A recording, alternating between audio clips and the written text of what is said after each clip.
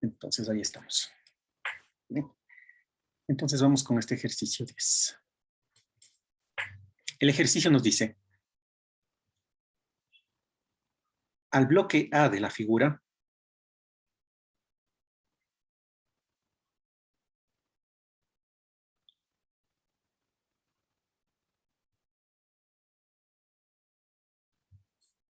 se le aplica una fuerza constante.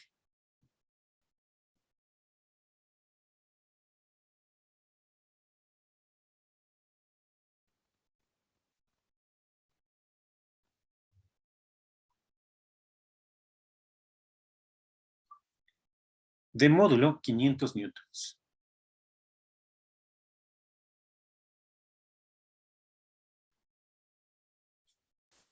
De manera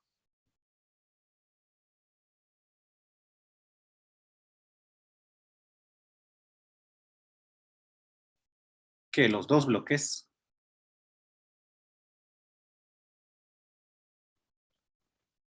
A y B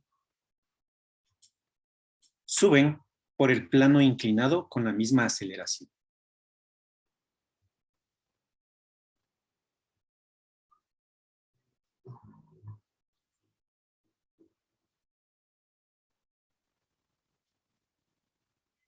Con la misma aceleración.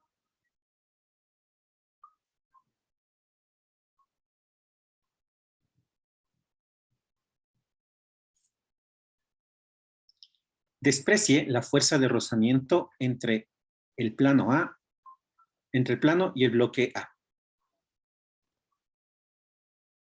Desprecie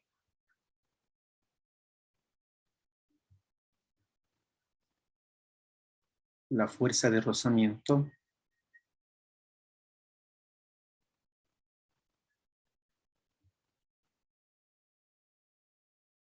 entre el plano A, entre el plano y el bloque A.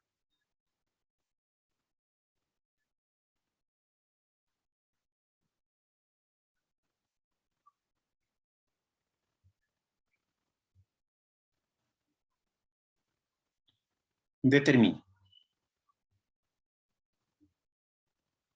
A. El módulo de la aceleración del sistema.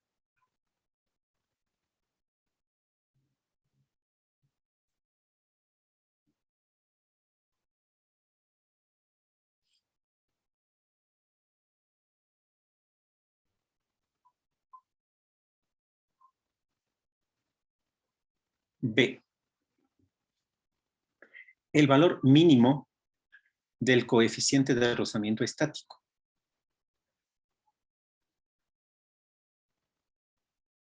El valor mínimo del coeficiente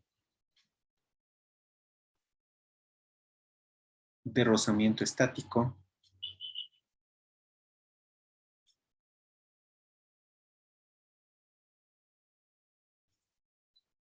entre los bloques A y B, tal que el bloque B no se deslice.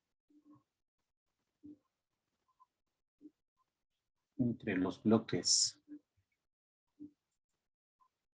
A y B, de modo que el bloque B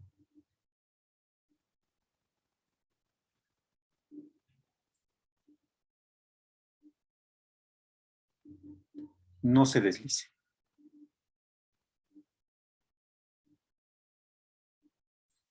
¿No?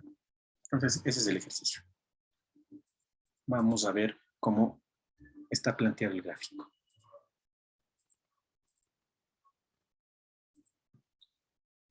Entonces, tengo aquí un planito inclinado.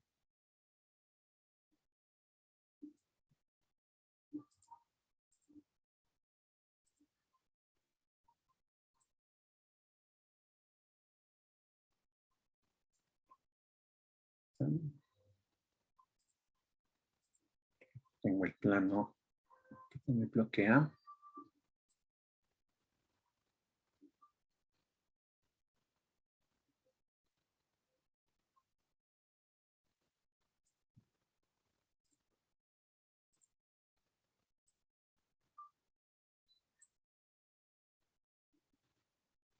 Por acá El bloquecito de...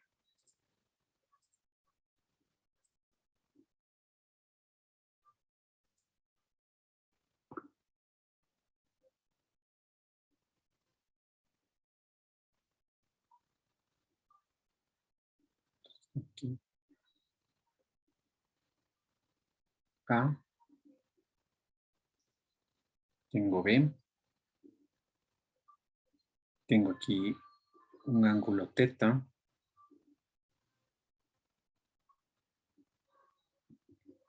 Un ángulo teta igual a 30 grados.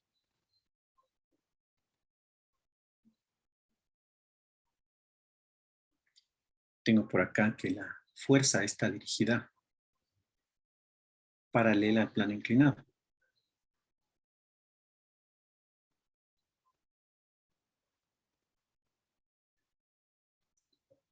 Tengo también que la masa de B es 10 kilogramos.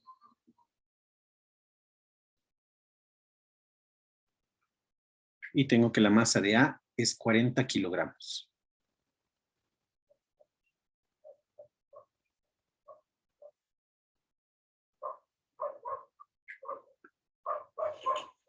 Entonces tengo esos datos. Me pide, en el literal A, me pide la aceleración del sistema. ¿Ya? Entonces, para esa aceleración del sistema, yo haré el diagrama de cuerpo libre del sistema. Entonces, empezamos por ahí. Vamos con la parte A. Entonces, voy a hacer el diagrama de cuerpo libre del sistema.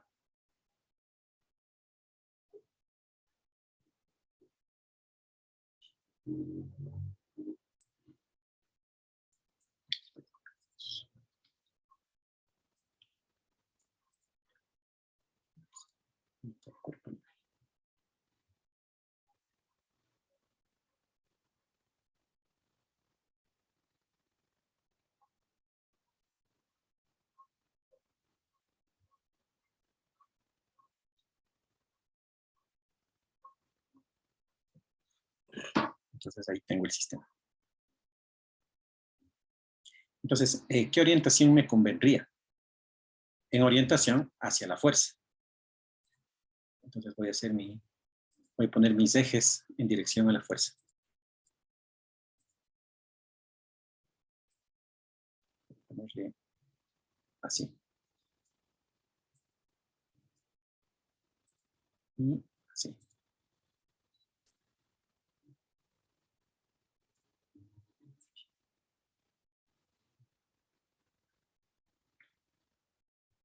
Entonces, este va a ser X y este va a ser Y. Y ahí voy a ubicar las cosas. Entonces, tengo la fuerza que está hacia el lado derecho. Entonces, tendría aquí F.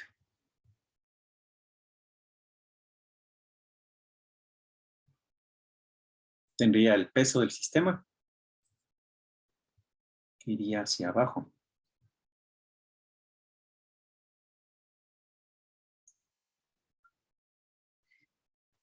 Y el ángulo teta estaría aquí. Este sería el ángulo teta.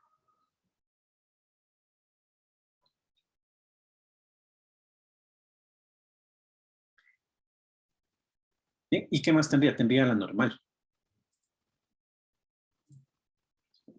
La normal.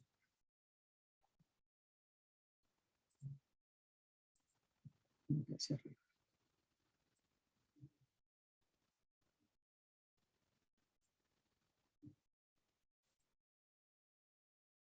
Ahí tendría la normal.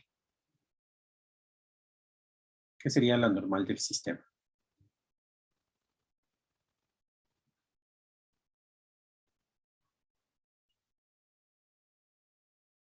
¿Sí?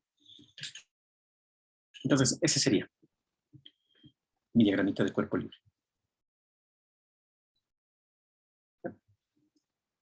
¿Y cuál es el que me interesa? Me interesan las sumatorias de fuerzas en X. ¿Sí? Entonces, vamos a ver la sumatoria de fuerzas en X. Sumatoria de fuerzas en X.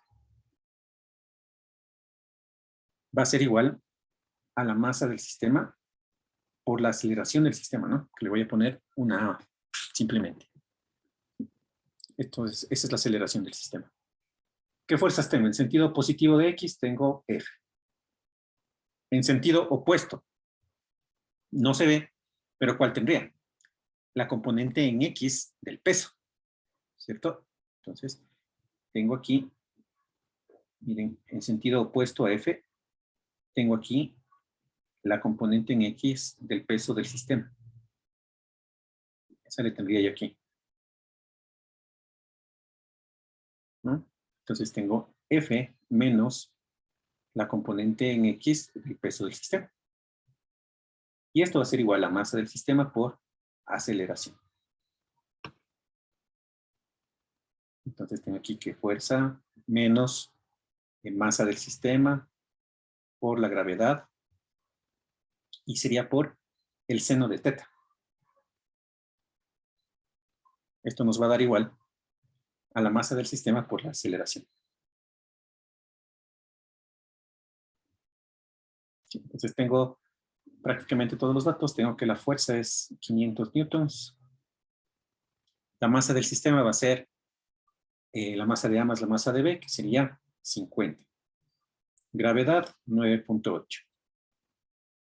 Y el seno de teta, y como tengo el seno de 30 grados, esto es pi sextos. Y esto es igual a 50 por la aceleración. Entonces, de ahí despejando, me queda que la aceleración es igual a 5.1 metros sobre segundo al cuadrado. Y ahí tengo ya la parte A, que me pedía el módulo de la aceleración del sistema.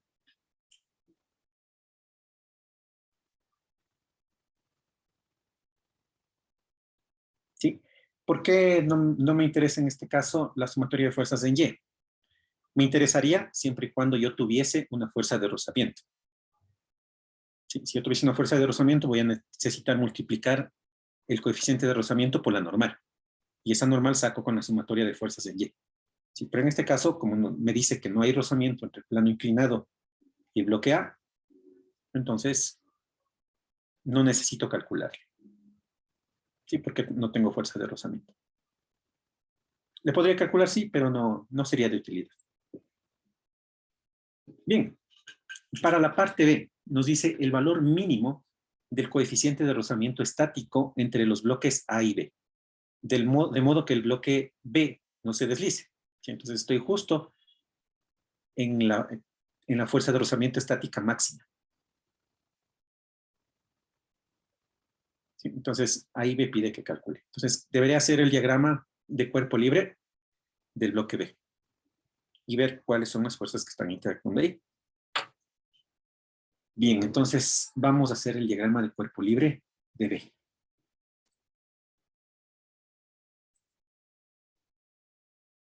Entonces voy a hacerle por acá, ¿no? Voy a hacerle por acá la parte B del ejercicio.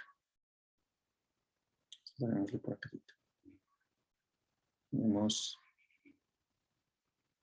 diagrama de cuerpo libre del bloque B. Bien. Entonces, el diagrama de cuerpo libre del bloque B. Puedo yo seguir manteniendo mi sistema de referencia así como está inclinado, ¿no? Así.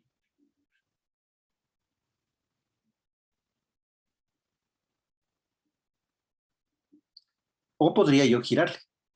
Recuerden que le puedo girar también, ¿no? Le puedo rotar. ¿Qué debería tener presente? Que cuando yo le roto, ciertas magnitudes van a tener componentes X, componente Y. Entonces, ¿cuál de los dos utilizo? El que más me favorezca. ¿Sí? Por ejemplo, si es que yo utilizaría el de la izquierda, si yo tomo este sistema. Entonces, noten ustedes que sobre el bloque B interactúa su peso, que iría hacia abajo, ¿no es cierto? El peso de B y la normal de B. Y tendría yo que la aceleración está justo aquí en X, ¿no? Tendría ahí la aceleración. Si es que utilizaría yo el diagrama de la derecha, miren que tengo el peso justo sobre el eje Y negativo.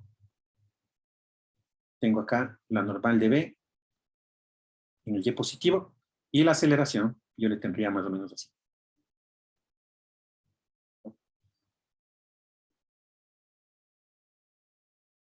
Miren, entonces, ¿cuál me conviene más? Probablemente me convenga más el de la derecha, ¿sí? Porque miren, en el de la izquierda yo voy a tener que calcular componentes en X y componente en Y, tanto del peso como de la normal. Y trabajar con esos componentes. En cambio, si trabajo con el de la derecha, únicamente yo lo que tengo que hacer es la conversión a componentes de XY de la aceleración. ¿Sí? Entonces, se podría trabajar con cualquiera de los dos. Pero hay que tener presente eso. Que al trabajar con el de la izquierda, tengo que encontrar componentes de X y Y, de normal y peso. Y al lado derecho, en cambio, solo de la aceleración. ¿Sí? Entonces, vamos a utilizar el de la derecha. Entonces, vamos a... Bueno, esto les voy a hacer a un ladito nomás. Entonces, tengo aquí el bloque B.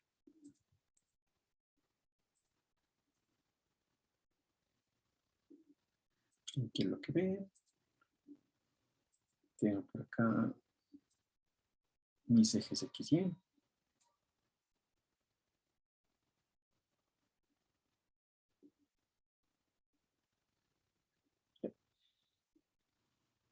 Y veamos. ¿Qué fuerzas nomás tengo aquí? Tengo aquí la normal, ¿no? Tengo aquí la normal de B. Tengo hacia abajo el peso de B.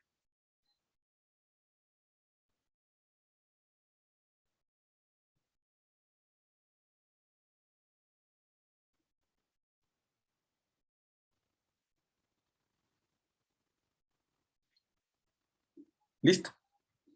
¿Qué otra fuerza tengo? Miren, como estoy justo en el momento en que el bloque tiende a moverse, tengo fuerza de rozamiento estática máxima. ¿Hacia dónde irá esa fuerza estática máxima? ¿Quién nos dice? ¿Hacia dónde estará dirigida? A la izquierda. A la izquierda, nos dice el compañero. ¿Sí? Imaginémonos este movimiento, ¿no? Supongamos que estoy subiendo. Entonces, mi fuerza, noten ustedes que tiende hacia la derecha, ¿no? Está diagonal, pero tiende hacia la derecha. Entonces, la fuerza de rozamiento, perdón, la fuerza va a hacer que el bloque B tienda a irse hacia atrás, ¿no es cierto? O sea, hacia la izquierda. ¿Sí? Entonces, al jalarle a F, con F, B va a tender a irse hacia atrás. ¿Cierto? Entonces, ¿hacia dónde irá su fuerza de rozamiento? Hacia la derecha. ¿Sí? Porque la fuerza de rozamiento impide que el bloque B se desplace hacia la izquierda.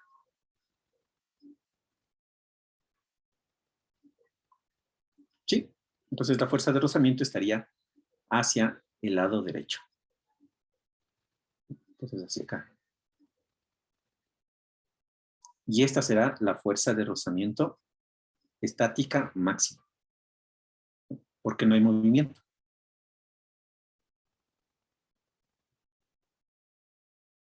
Miren, otra razón para haber escogido el diagrama de cuerpo libre con esta orientación. Porque si no, miren, la fuerza de rozamiento estática máxima también me hubiese tocado ponerle hacia acá, ¿no? Y me hubiese tocado hacer mi diagrama de cuerpo libre en componentes X y Y de la fuerza de rozamiento máxima. ¿Sí? En cambio, si utilizo el que estamos ahorita, está directamente sobre el eje X.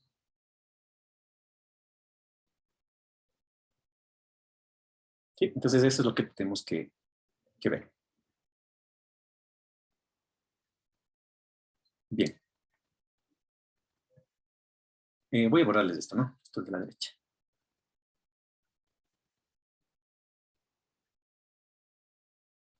Entonces, hagamos los cálculos en este diagrama de cuerpo libre. Entonces tengo yo que la sumatoria de fuerzas en X me va a dar igual a la masa de B por la aceleración. Pero la aceleración no va a ser la aceleración del sistema, ¿no? Porque acuérdense que la aceleración está en una dirección diagonal. ¿no? La aceleración está en este sentido. Nosotros le vemos, voy a ponerle con otro color, ¿no? Para que se note mejor. La aceleración, ¿hacia dónde está? Hacia acá, mire. ¿Cierto? Hacia allá está la aceleración.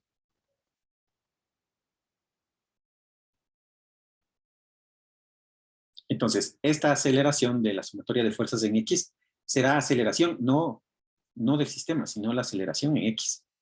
No, solamente su componente en X. ¿Sí? Es decir, será la componente de la fuerza en X. Bien, entonces, ¿qué fuerzas nada más tengo en X? Tengo la fuerza de rozamiento estática máxima.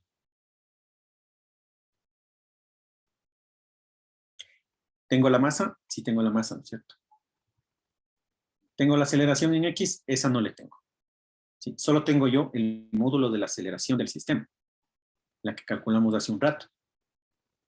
Entonces, a esa aceleración del sistema, yo le puedo descomponer en X y Y. Sí, como tengo el ángulo θ, entonces puedo obtener las componentes rectangulares de la aceleración. Entonces, miren, yo tengo aquí la aceleración. Hagámosle un calculito aquí aparte. Yo tengo aquí XY. Tengo aquí la aceleración que iría más o menos por esta dirección. Y tengo aquí que el ángulo es θ. ¿No? Entonces, de acuerdo a eso, la aceleración descompuesta en X y en Y sería aceleración va a ser igual al módulo, que es 5.1 por el coseno de θ. Esa sería la componente en X. Ponemos Y más 5.1 seno de θ en J. Entonces, ahí obtengo yo las componentes en X y en Y de la aceleración.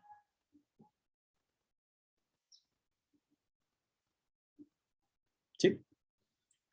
Entonces, ahí obtuve la componente de la aceleración en X. Y con eso ya tendría todos los datos que necesito. La fuerza de rozamiento estático máximo será el coeficiente de rozamiento estático por la normal de B. Y esto será igual a la masa, que era 10 por 5.1 coseno de θ.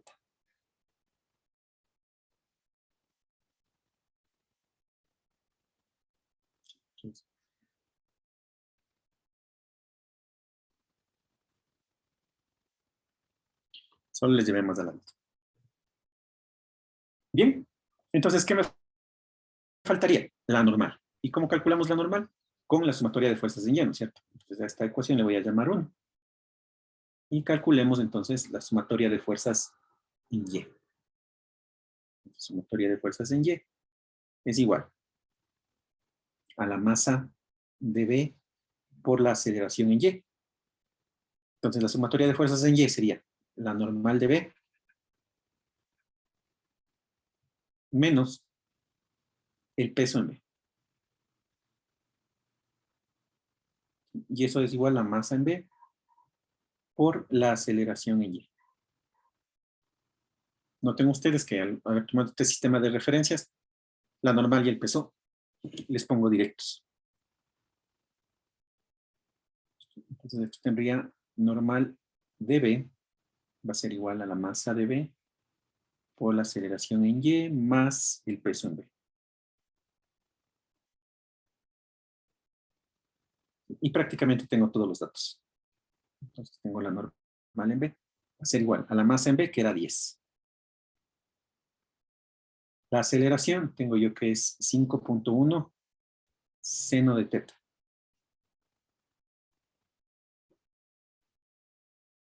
Y más el peso en B sería su masa por su aceleración de la gravedad.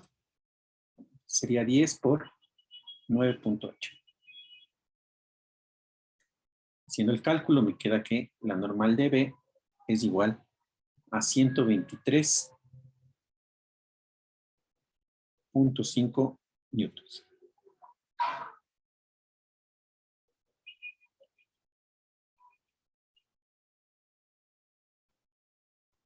Y listo. Y reemplazo en 1. Reemplazo en 1 y obtengo que el coeficiente de rozamiento estático es igual a 0.357. Recuerden que el coeficiente es adimensional, ¿sí? Es decir, no tiene unidades.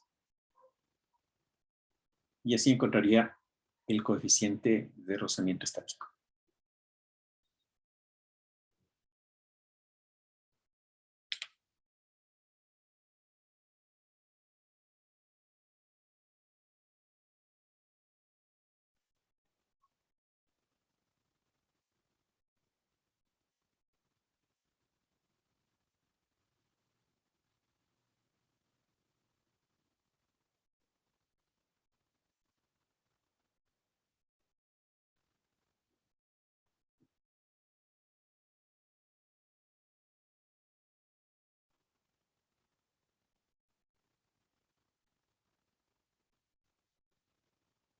Bueno, eso sería con este ejercicio. A continuación, vamos a ver una fuerza bastante especial con la que ya hemos trabajado nosotros en todos estos ejercicios, pero le vamos a ver de una manera un poquito más cercana. Y es la fuerza gravitacional. Entonces vamos a ver fuerza gravitacional.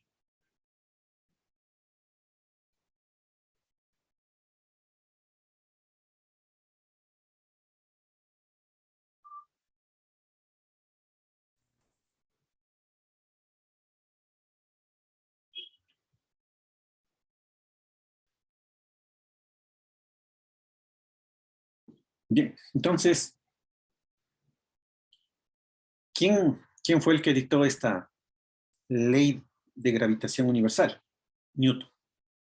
¿Sí? Entonces, esta fuerza gravitacional, o más bien su descubrimiento, se le atribuye a Newton también. Entonces, se le llama también la ley de Newton de la gravitación universal. Entonces, esta ley de Newton de la gravitación universal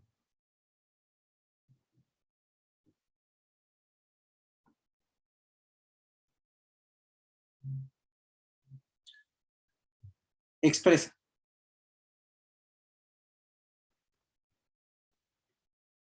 lo siguiente, ¿sí? ¿Cómo se dio cuenta Newton que había una fuerza gravitacional? ¿Sí? A través del movimiento de los planetas, ¿no? Y de las estrellas y los satélites. Entonces Newton se dio cuenta que, por ejemplo, la Luna giraba alrededor de la Tierra y que nunca llegaba a chocarse, ¿no? O sea, nunca la Luna venía hacia nosotros. Entonces, se interesó por la fuerza que hacía que la Luna permanezca en su lugar, a una distancia relativamente constante. Y de ahí vienen también, ¿no?, estas historias que dicen que Newton también se dio cuenta cuando le cayó una manzana de un árbol.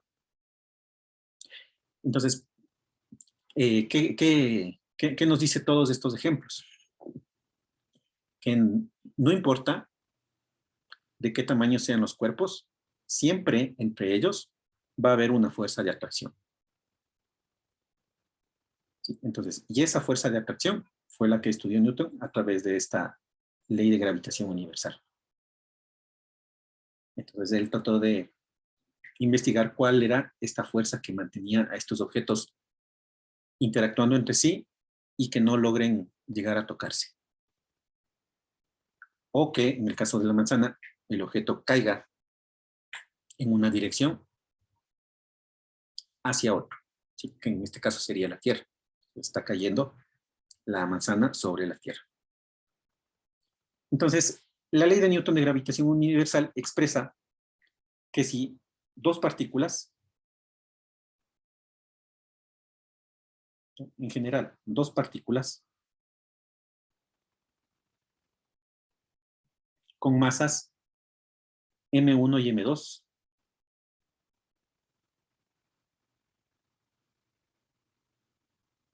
Están separadas una distancia r.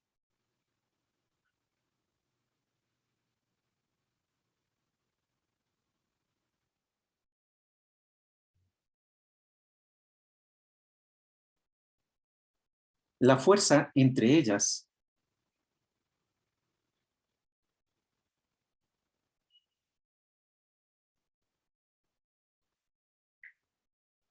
es directamente proporcional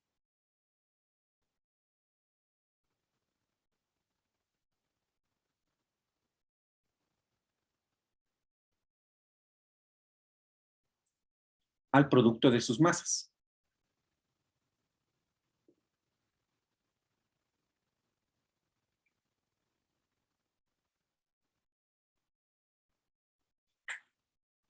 E inversamente proporcional al cuadrado de la distancia entre ellas. E inversamente proporcional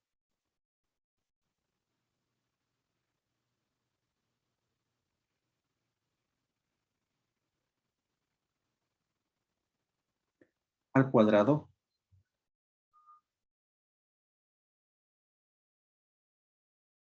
de la distancia entre ellas.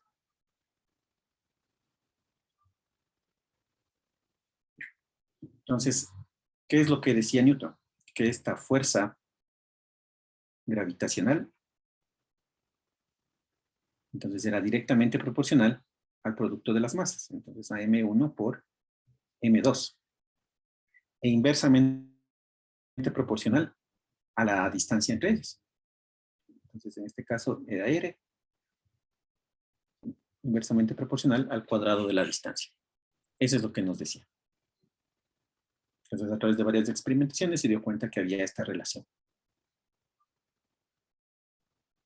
Entonces, como ustedes saben, para que una proporcionalidad se vuelva igualdad, necesitamos nosotros multiplicar por una constante. Entonces, ¿cuál es esa constante? Y le voy a poner de paso en color rojo. Una fuerza gravitacional es igual a una constante G, conocida como constante gravitacional, por M1, M2, dividido para R al cuadrado. ¿Sí? Entonces, ¿qué es G? Entonces, G es la constante gravitacional.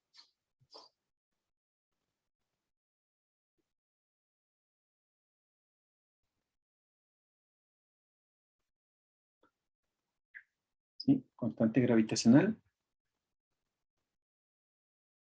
como todos lo utilizamos, es universal. Y en el sistema internacional tiene un valor de 6.673 por 10 a la 11, a la menos 11. Newtons metros cuadrados sobre kilogramos cuadrados. Entonces, G tiene este valor de 6.673 por 10 a la menos 11. Entonces, si de pronto alguien quiere investigar un poquito más, esta constante no es reciente. Esta constante se descubrió en el año de 1798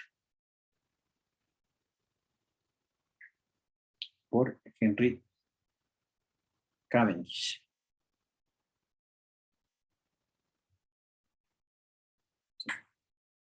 Entonces, desde esos años ya se tiene este valor de la constante universal. Vectorialmente, ¿cómo le podemos tratar a esta fuerza gravitacional? Entonces, vectorialmente. Entonces, yo tengo por aquí una masita 1. Tengo por acá una masa 2.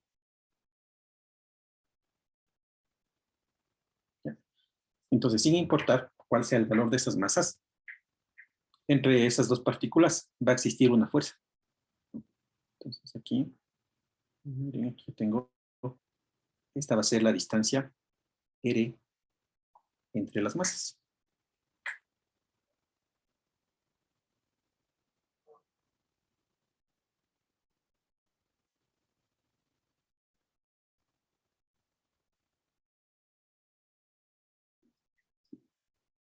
Entonces, si yo tengo aquí la dirección representada por este vector unitario, entonces este va a ser el vector unitario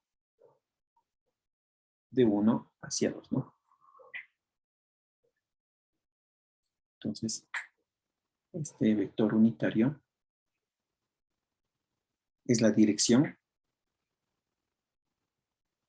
unitaria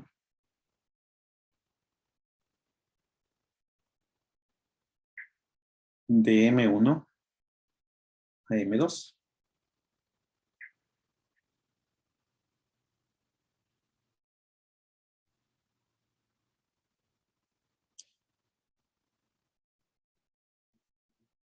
Entonces, la fuerza que ejerce M1 sobre M2, ¿hacia dónde estará dirigida? ¿Quién nos dice? La fuerza que ejerce M1 hacia M2, ¿hacia dónde estaría?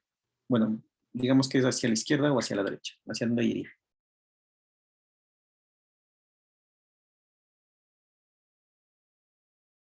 Hacia la derecha, hacia la izquierda.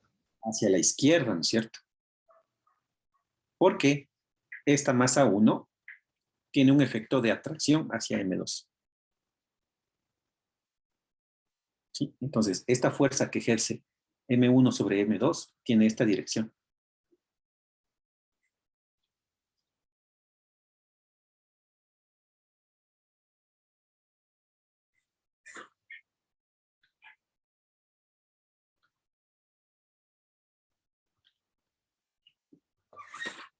Está bien esto.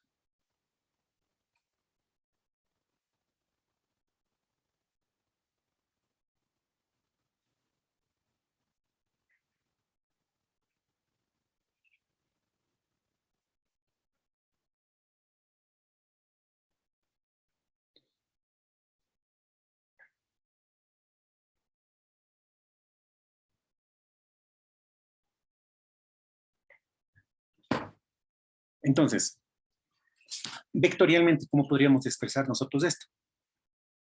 Que la fuerza ejercida desde la masa 1 hasta la masa 2 va a ser igual a la constante gravitacional universal, masa 1, masa 2, sobre su separación al cuadrado por el unitario de 1 a 2. Pero como esa fuerza se ejerce en sentido contrario, aquí tenemos un signo negativo.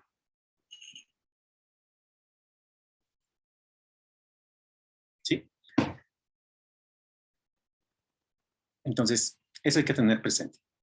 Cuando nosotros tenemos una masa 1 que ejerce una fuerza gravitacional sobre una masa 2, esa fuerza tiene signo negativo, porque va en sentido contrario. ¿Sí? Eso hay que tener presente si es que trabajamos vectorialmente. Y lo contrario sería, ¿cuál sería la fuerza que ejerce 2 sobre 1? ¿Sí? Tendría el sentido opuesto. Entonces, por ejemplo, la fuerza que ejerce 2 sobre 1 estaría en este sentido. Esta sería la fuerza que ejerce 2 sobre 1.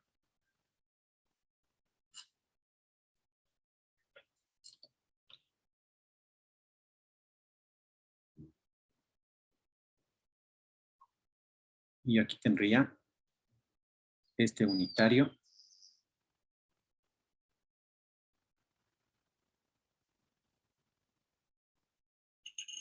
de la masa 2 hacia la masa 1.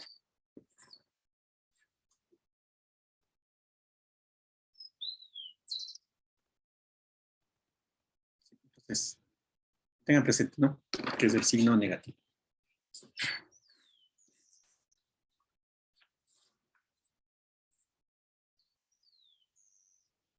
Y bien, y la gravedad es un caso particular de esta ley de gravitación universal.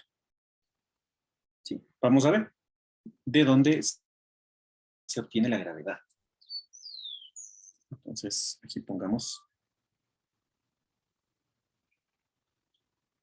la gravedad.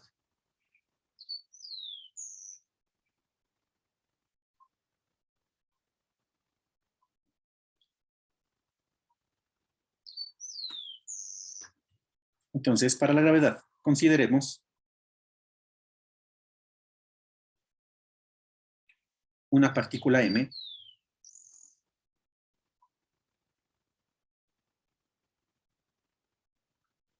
sobre la superficie terrestre.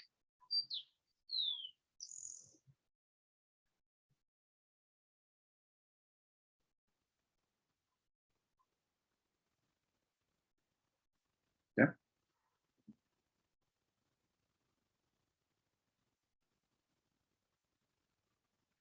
Esta partícula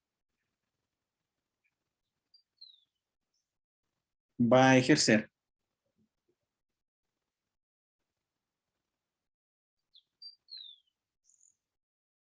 una fuerza gravitacional hacia la Tierra igual a su peso.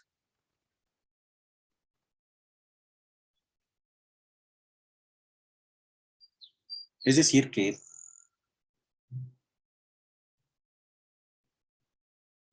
la fuerza gravitacional le vamos a considerar como la masa de la partícula por la gravedad.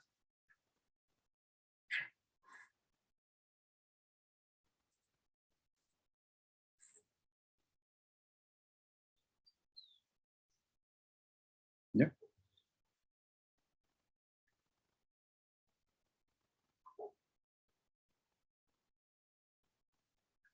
Se conoce también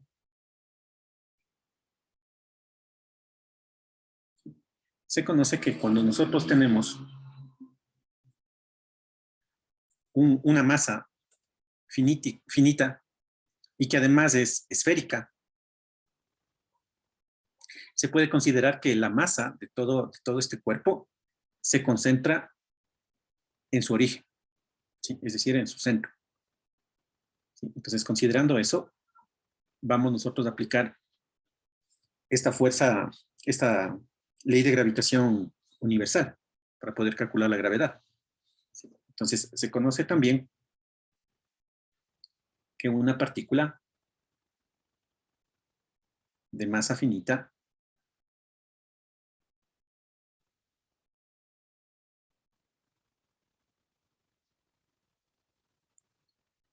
y esféricamente simétrica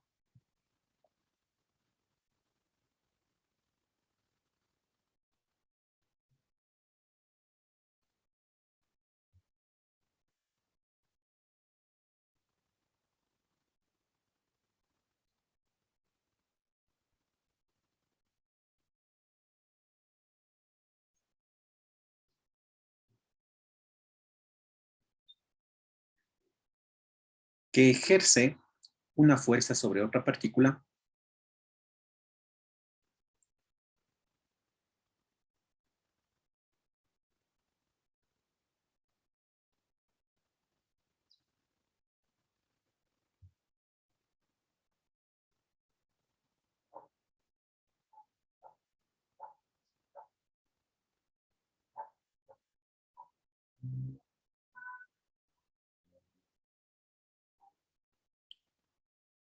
esta fuerza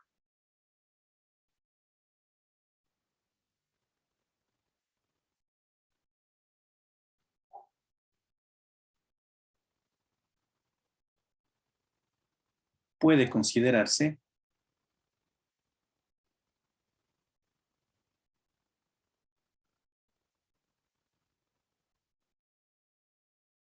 la misma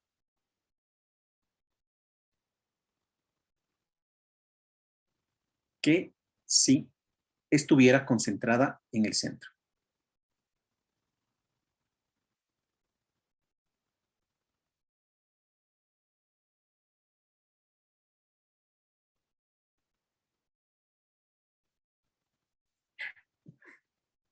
Listo. Entonces, ¿qué es lo que nos dice en este ejemplo? Entonces, yo voy a dibujar aquí, voy a dibujar un planeta. Entonces, supongamos que aquí yo tengo la Tierra. ¿No? Tenemos la Tierra. Y nos dice que tenemos una partícula de masa m sobre la superficie terrestre. Entonces, tengo yo por aquí m. No le voy a poner ahí para... Voy a ponerle por acá, ¿no? En otro lugar. Entonces, aquí tengo m. Me dice que si este cuerpo es finito y es simétrico, toda su masa se puede concentrar en su centro. Entonces, yo lo que considero es que toda la masa de la Tierra está concentrada en su centro. Entonces, aquí voy a tener mt, ¿no? Que es la masa de la Tierra. ¿Cuál será la distancia entre la masa de la Tierra, que es esa partícula que está en el centro, y la masa m que está en la superficie? Va a ser esta distancia. ¿Cuál es esa distancia? El radio de la Tierra.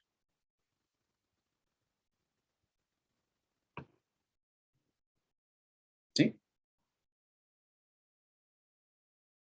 Entonces, con esas consideraciones, nosotros podemos calcular cuál es esta fuerza gravitacional. Entonces, escribimos, ¿no? La fuerza gravitacional en general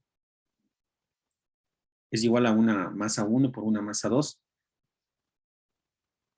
sobre la distancia entre ellas al cuadrado y por la constante gravitacional. Entonces tengo aquí, tendría, ¿no?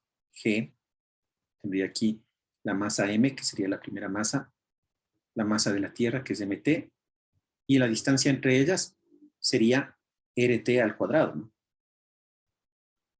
Entonces acá pongamos, mt es la masa de la Tierra.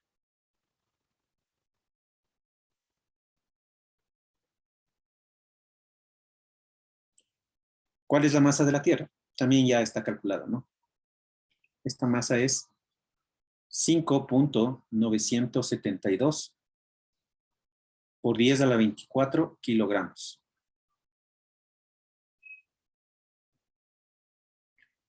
Y RT es el radio de la Tierra. Este es el radio de la Tierra.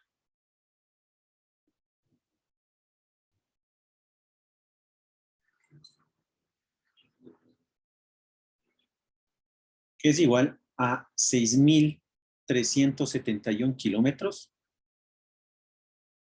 Esto es en promedio, ¿no?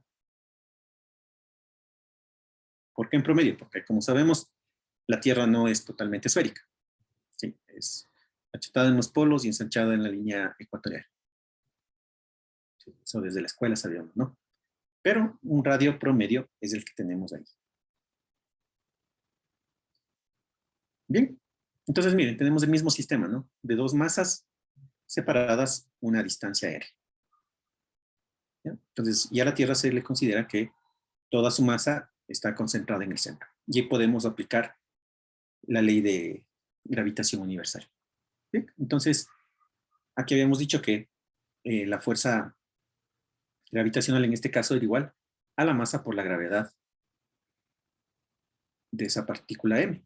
Entonces tenemos aquí gravedad, masa de la partícula, masa de la Tierra sobre radio de la Tierra al cuadrado.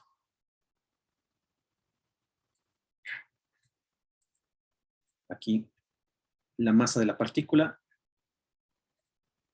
se elimina y tengo aquí la fórmula con la que yo puedo determinar la gravedad.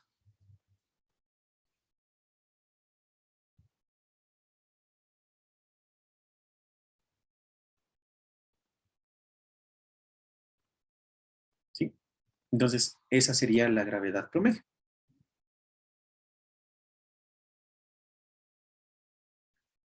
¿Sí? Entonces, ahora supongamos que esta partícula m no está totalmente en la superficie de la Tierra, sino que supongamos que está elevado, ¿no? En una altura, supongamos que está en una montañita, ¿no? Una montañita de altura h.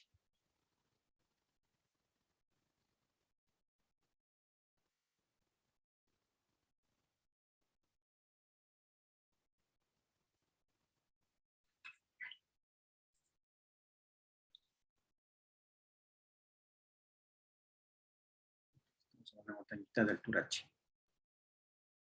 Entonces m se traslada acá. Podríamos nosotros tener una fórmula un poco más general, ¿no? Entonces, si m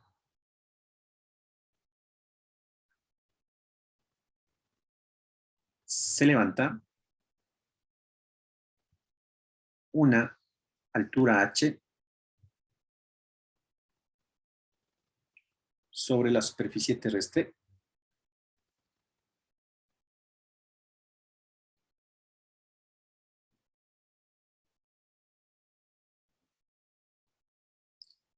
tenemos que la gravedad va a ser igual a la constante gravitacional masa de la Tierra, pero ahora este radio va a ser un poco variable, ¿no? Va a ser RT más H al cuadrado.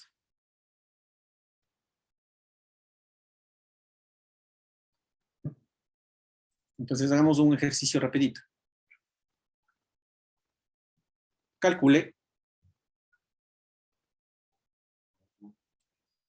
el valor de la gravedad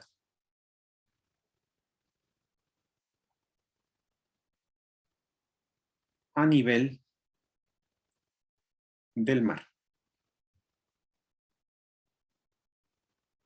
Entonces aquí voy a ponerle entre paréntesis, usando el radio de la Tierra promedio. ¿Bien? Calculemos. Entonces, ¿qué tengo? Gravedad, ¿no es cierto? Igual, constante gravitacional, 6.673 por 10 a la menos 11. Tengo que fijarme que todo esté en el sistema internacional, ¿no? Entonces, esta constante gravitacional está en newtons, metros y kilogramos. Entonces, está bien. Masa de la Tierra me dice que es 5.972 por 10 a la 24 kilogramos. Entonces, también está en el sistema internacional. Y como me dice a nivel del mar, entonces no tengo un valor de H. ¿Sí? Entonces H sería 0. Entonces se tendría aquí 6.371 kilómetros mil. Pero como yo necesito en el sistema internacional, tengo que transformarle a metros, ¿no? Entonces esto sería por 10 a la 3. Y esto al cuadrado.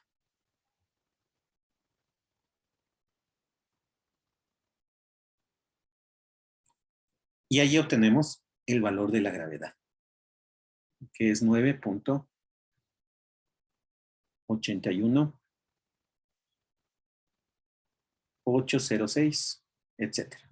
Metros sobre segundo al cuadrado. Entonces de aquí sale el valor de la gravedad. ¿Sí? Y aquí se justifica lo que ya habíamos hablado antes un poco de forma empírica, ¿no? Que la gravedad no es igual en todos los puntos de la Tierra. ¿Sí? ¿Por qué? Porque va a depender de la altura h, ¿no? De esta altura h. Entonces no va a ser la misma la gravedad estando, por ejemplo, en Ecuador que estando en alguno de los polos. ¿Sí? Porque aquí en la línea ecuatorial, la distancia entre el centro de la Tierra y la superficie es un poco mayor. ¿Sí? Igualmente no va a ser la gravedad lo mismo a nivel del mar, como hemos calculado, como en la altura. ¿Sí? Va a diferir un poquito. O sea, no va a ser un cambio drástico, ¿no? No es que va a ser en un lugar 10, en otro va a ser 8. ¿Sí? Van a ser cambios de centésimas nada más. Entonces de aquí sale la constante gravitacional que nosotros le conocemos de 9.8. Entonces, ese es el origen. Veamos un pequeño ejercicio.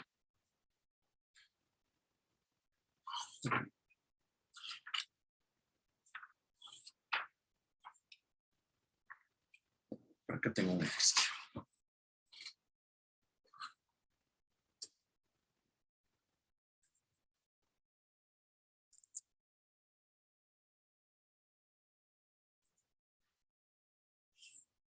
Vamos aquí. Ejercicio 2. Dice, 3 bolas de billar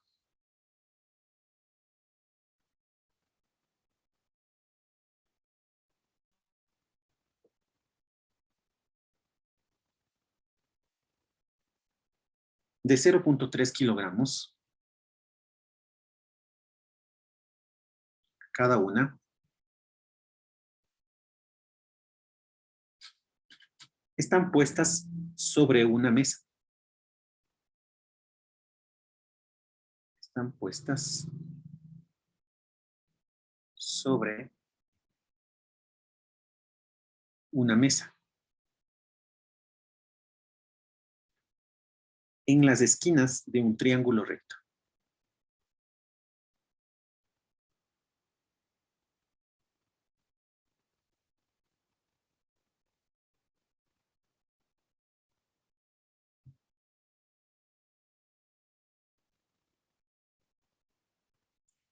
¿Cómo se ve en la figura?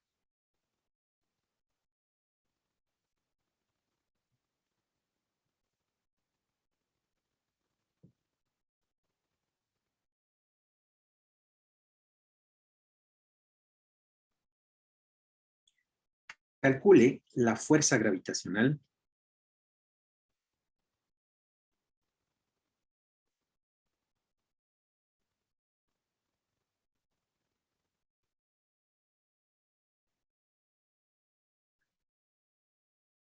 sobre la bola tiradora.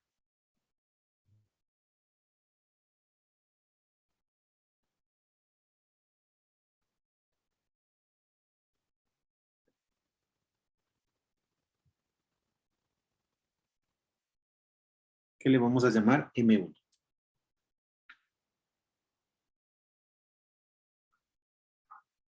Entonces, calcule la fuerza gravitacional sobre la bola M1, que resulta de la interacción con las otras dos bolas.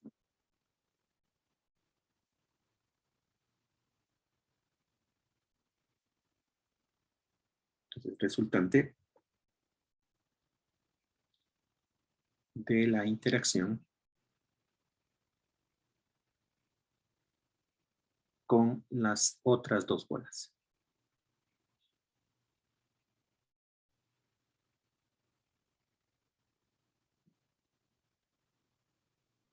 Bien. Entonces, hagamos el diagramita.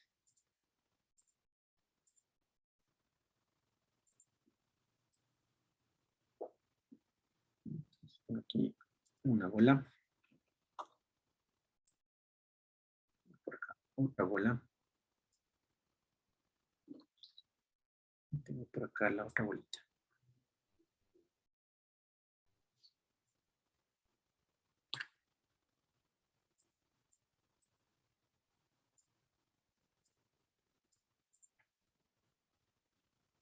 Entonces, ahí tengo las 3 bolitas.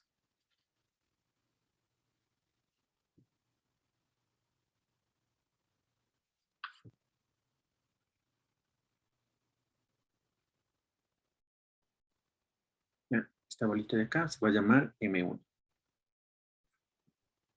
Esta bolita de acá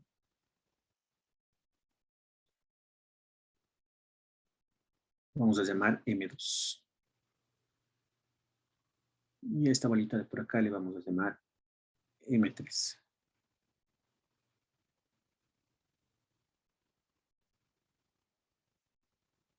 Entonces están sobre la mesa.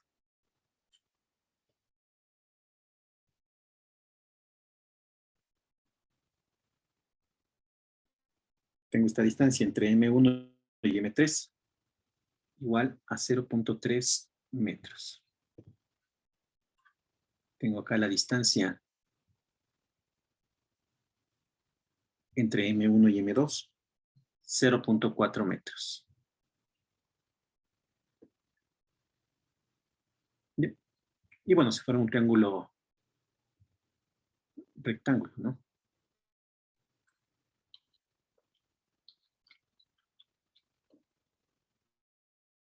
Triangulito rectángulo.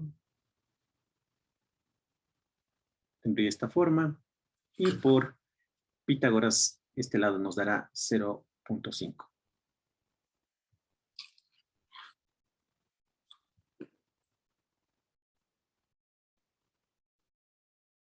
Listo. Entonces aquí voy a tener yo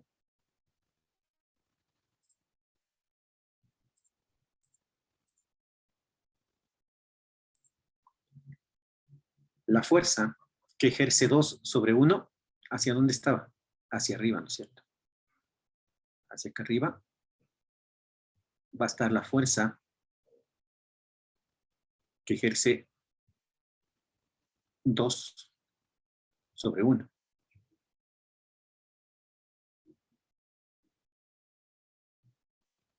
Y hacia el lado derecho, en cambio, a partir de este mismo punto, en color azul, va a estar la fuerza que ejerce 3 sobre 1.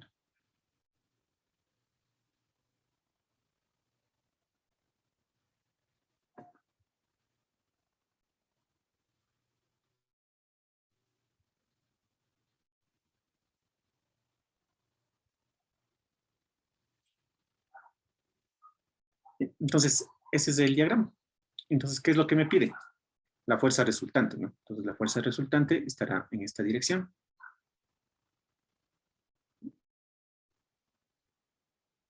Y será la suma vectorial de la fuerza de 2 hacia 1 y la fuerza de 3 hacia 1.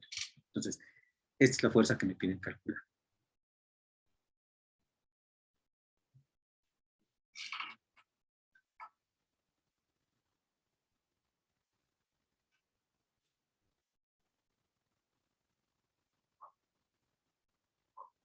¿Bien?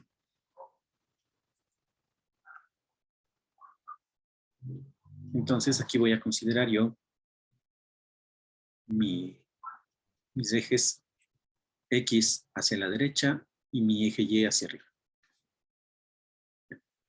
Entonces, primero tengo que calcular la fuerza ejercida de 2 sobre 1. Entonces, calculo la fuerza ejercida de 2 sobre 1. ¿Qué va a ser igual? A la constante gravitacional, masa 2 por masa 1, sobre la distancia desde 2 hacia 1 al cuadrado. ¿Y en qué dirección? Como estoy hacia arriba de mi sistema de coordenadas, entonces sería J, ¿no es cierto? Y J positivo. ¿Sí? Entonces sería J positivo. Entonces hacemos el cálculo respectivo.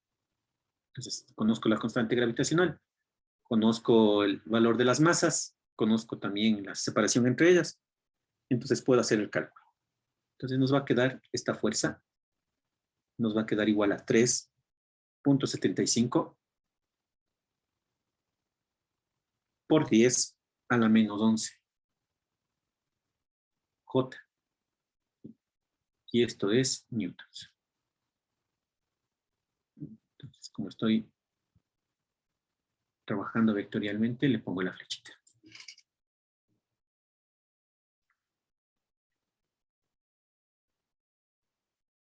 Listo. Luego calculo la fuerza ejercida por 3 hacia 1, que va a ser algo muy similar, ¿no? Entonces, la fuerza ejercida por 3 hacia 1. Entonces, va a ser constante gravitacional, masa 3, masa 1, sobre la separación R de 3 a 1 al cuadrado. Y ahora tendría en componente I, ¿no es cierto? I positiva, de acuerdo al sistema de referencias que estoy usando. Entonces, realizando el cálculo, me queda que esta fuerza va a ser igual a 6.67 por 10 a la menos 11 en I newtons.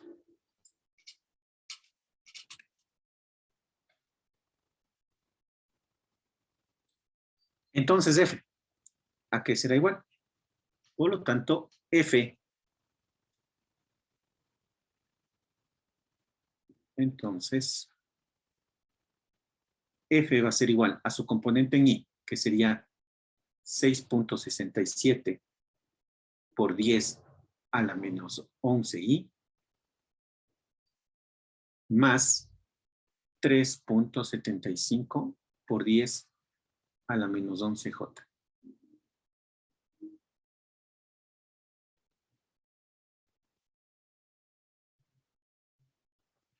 ¿Sí?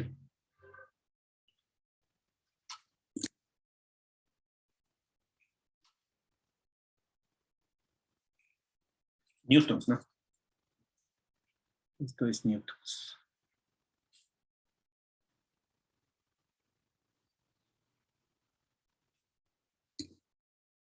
Entonces, como pueden ver, es un ejemplo cercano a lo real.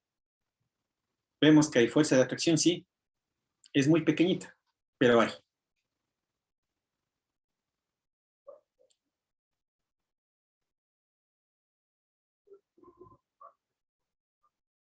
Entonces, de esa manera nosotros podemos calcular la interacción entre los cuerpos, ¿no? Entonces, esta interacción puede darse entre cuerpos de diferente masa, que es lo que principalmente va a predominar, ¿no? Entonces, vemos claramente que cuerpos de mayor masa van a tener una mayor fuerza de atracción.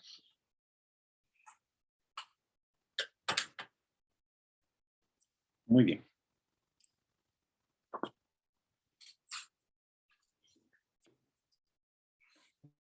¿Alguna pregunta de pronto?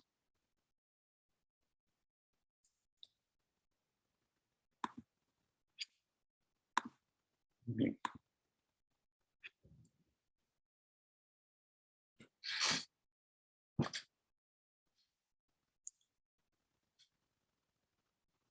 Cópienle entonces.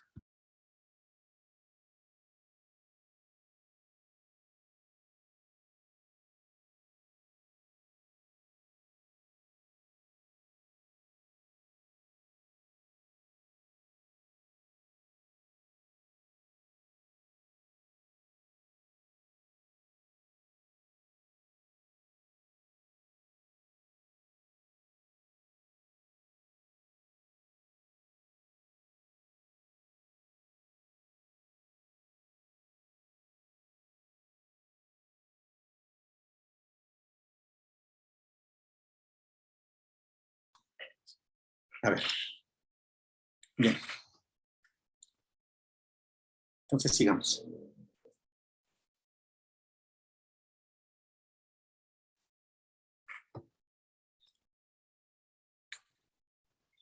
Ahora vamos a analizar el siguiente problema que se puede dar. Entonces, supongamos que por ejemplo, nosotros queremos lanzar una flecha. ¿Sí? Digamos que está una persona lanzando una flecha y está parado sobre una superficie donde no hay rozamiento. Entonces, al lanzar la flecha, nosotros estamos ejerciendo una fuerza hacia adelante. Y por la tercera ley de Newton, toda acción tiene una reacción, ¿no? Pero en sentido contrario. Entonces, ¿qué es lo que nosotros tendríamos en ese ejemplo? Tendríamos que la persona que lanza la flecha va a tender a irse hacia atrás, ¿no es cierto?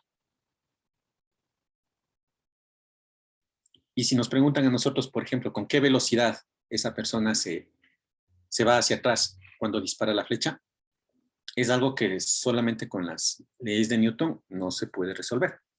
¿Sí? Porque aquí ya está implicado también la velocidad. Entonces, ¿cómo nosotros cuantificamos ese movimiento? A través de la cantidad de movimiento y el impulso. Entonces, eso es lo que vamos a ver ahora. Entonces, vamos a ver cantidad de movimiento lineal e impulso lineal también. Entonces, vamos a ver cantidad de movimiento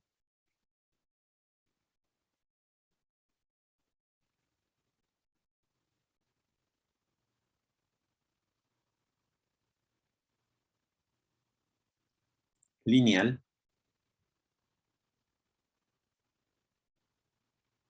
e impulso lineal. Ya, ¿por qué esta palabrita lineal? Porque vamos a analizarle cuando nos dirigimos en una dirección, ¿sí? Cuando nos vamos en una línea recta. A eso se refiere cantidad de movimiento lineal e impulso lineal. ¿Sí? Porque cuando vamos siguiendo una dirección que no es lineal, ahí ya tenemos la cantidad de movimiento angular. ¿Sí? Entonces, vamos a ver primero la cantidad de movimiento lineal.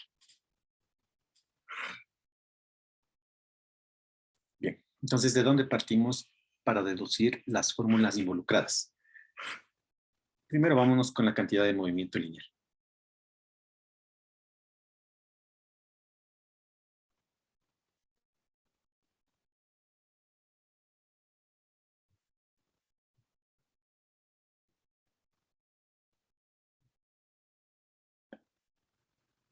Entonces, partimos de la segunda ley de Newton.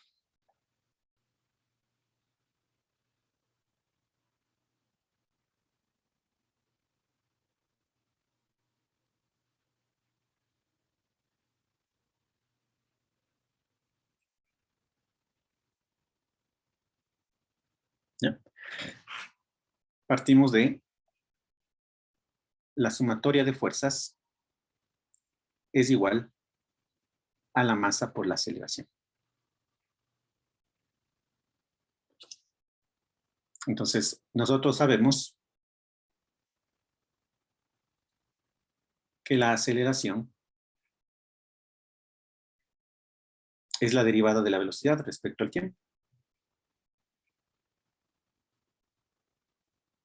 ¿Sí? Entonces tenemos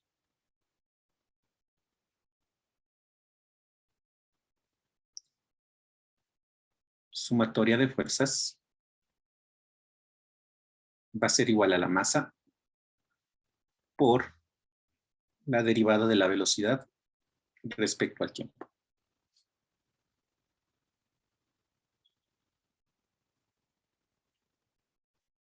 Entonces, si la masa es constante,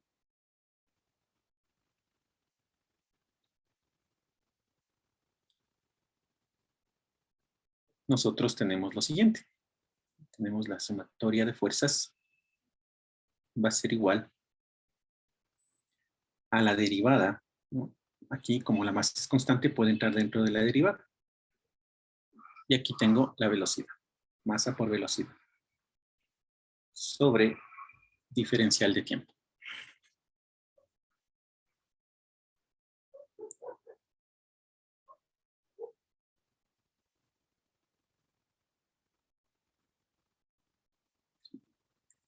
A este producto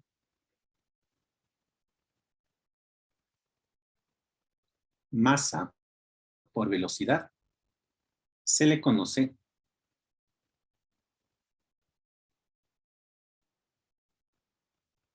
como cantidad de movimiento lineal.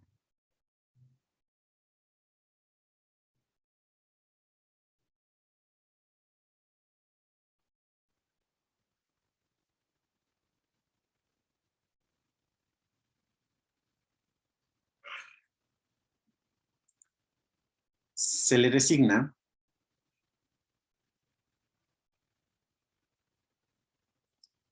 con la letra P.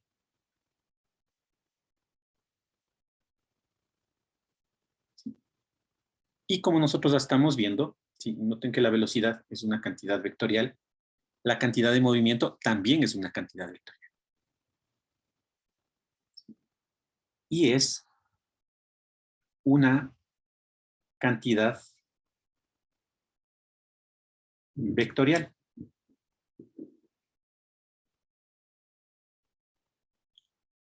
Que permite cuantificar el movimiento.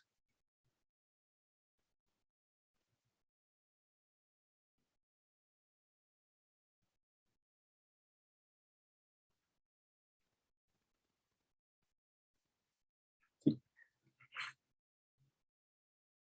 Entonces, al ser una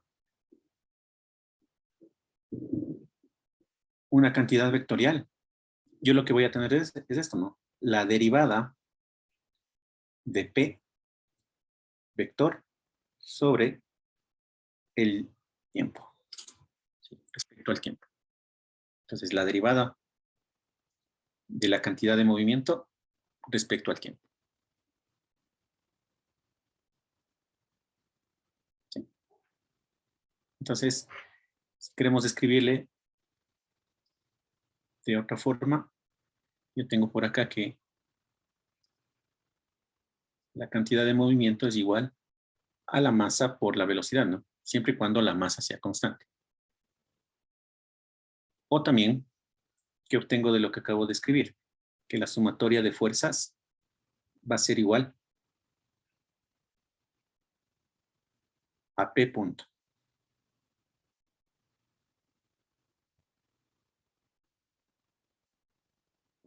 Como vector.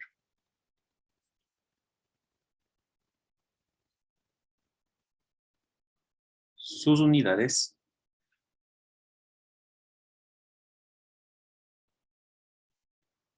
en el sistema internacional son kilogramos metros sobre segundo cuadrado. ¿Sí? Entonces, esa es la cantidad de movimiento lineal. Es la masa por la velocidad. Entonces, miren, aquí con la cantidad de movimiento lineal ya podríamos resolver el ejercicio que pusimos hace un momento. Entonces ya tengo algo que me relacione la velocidad y que no necesariamente necesite la fuerza. ¿Sí? Entonces ya tengo la cantidad de movimiento lineal.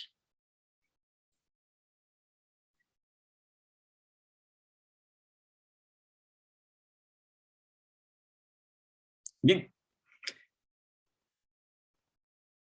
Entonces, ¿qué pasaría si es que yo integro? ¿No? Porque fíjense que aquí tengo una derivada, ¿no? Al lado derecho. Entonces aquí tengo en esta ecuación que le voy a poner 2. ¿Qué pasaría si es que yo le integro? ¿Sí? En ese caso, lo que yo voy a obtener va a ser el impulso lineal. Entonces acá le ponemos impulso lineal.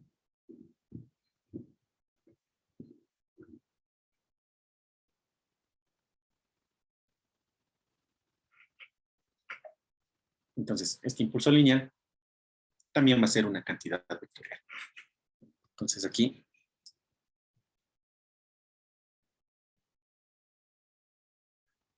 de la ecuación 2. Entonces, en la ecuación 2 yo tenía que la sumatoria de fuerzas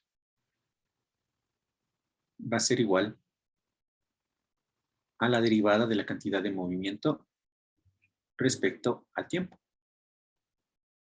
Entonces, ¿qué pasa si es que yo integro estos términos? Entonces voy a integrar.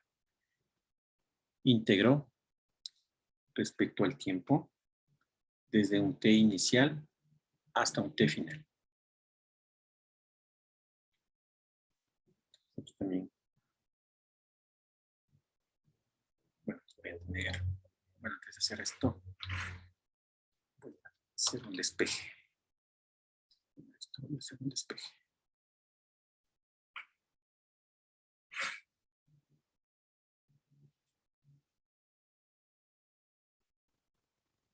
La sumatoria de fuerzas.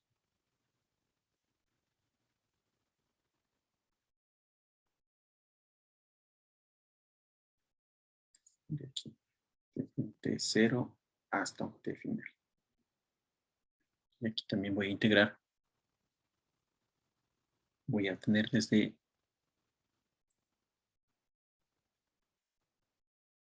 una cantidad de movimiento inicial hasta una cantidad de movimiento final.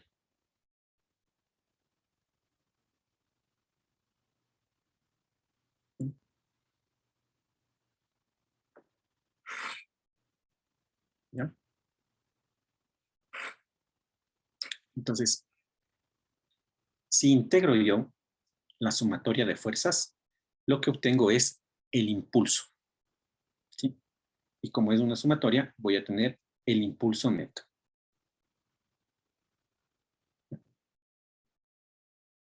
Entonces, el impulso neto, si es que yo integro el diferencial de la cantidad de movimiento, va a ser 1. Bueno, más bien va a ser P.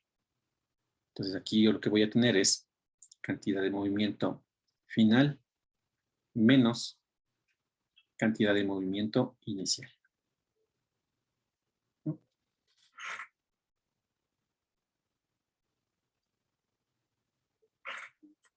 Bien, entonces tengo que el impulso neto, por lo tanto, va a ser a la variación de la cantidad de movimiento.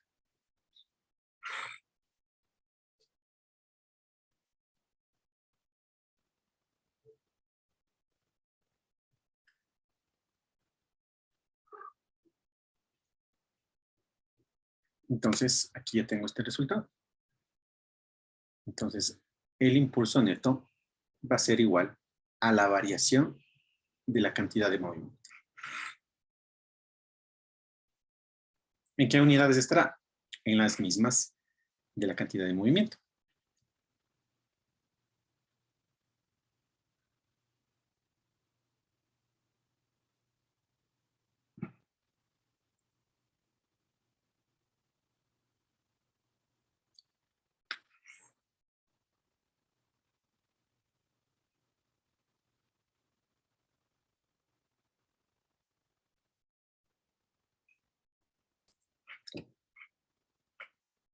Tengo también asociado al impulso y la cantidad de movimiento el principio de conservación de la cantidad de movimiento.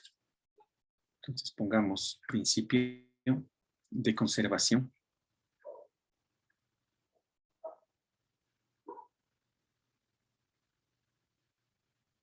de la cantidad de movimiento.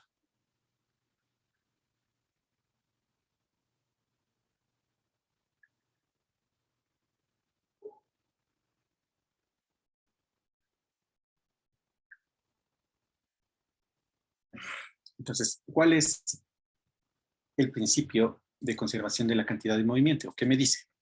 Me dice que si en un sistema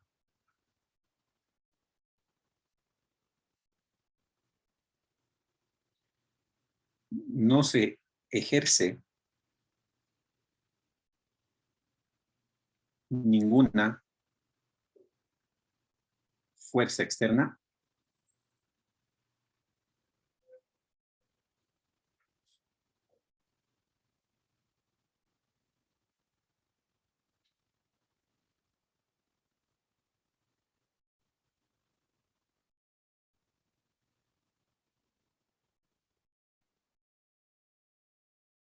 la cantidad de movimiento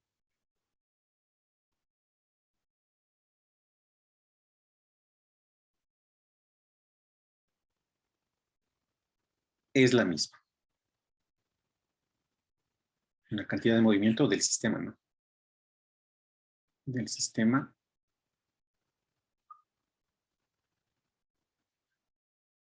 es la misma. Es decir, permanece constante.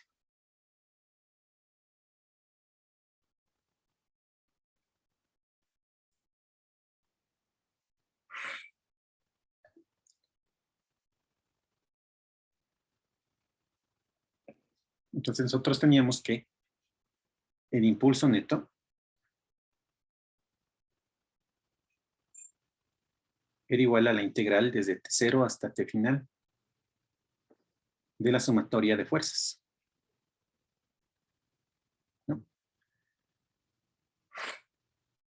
Si no hay fuerzas externas,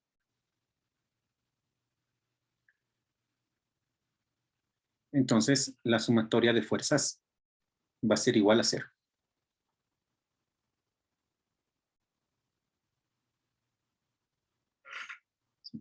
Entonces,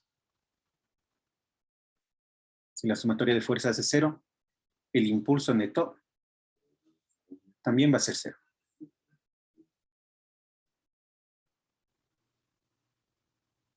¿Sí? Y por lo tanto,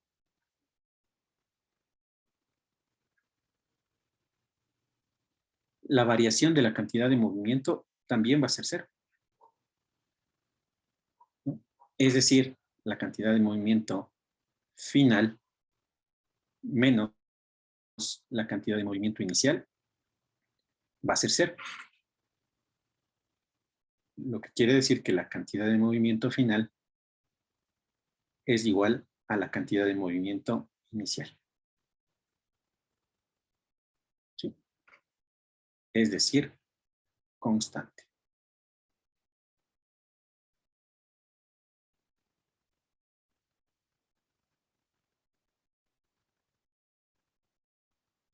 Entonces, ese es el principio de conservación de la cantidad de movimiento.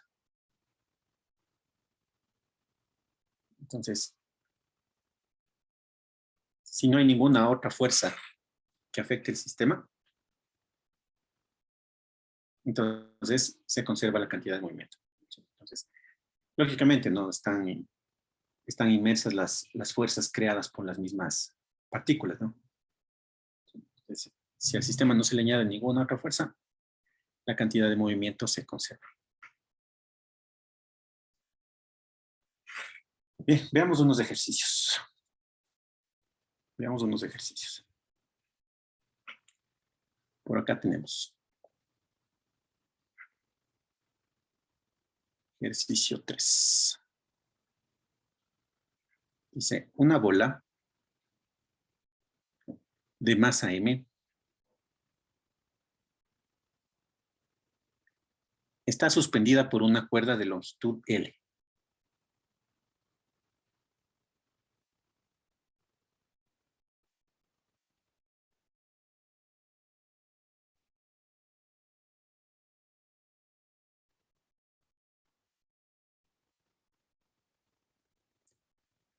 Arriba de un bloque que descansa sobre una superficie horizontal. Arriba de un bloque que descansa sobre una superficie horizontal.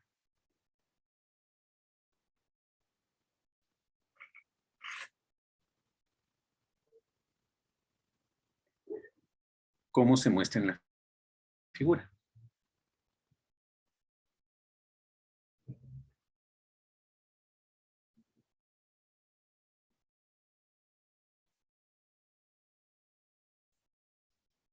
La bola se desplaza hacia atrás un ángulo teta.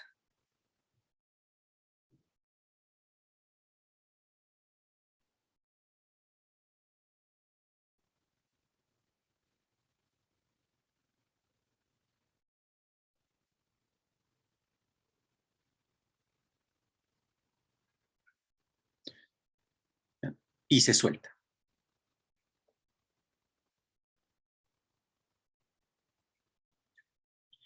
Nos dice, en el ensayo A,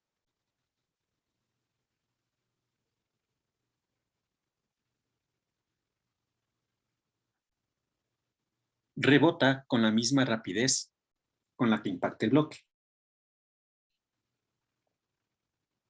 Rebota con la misma rapidez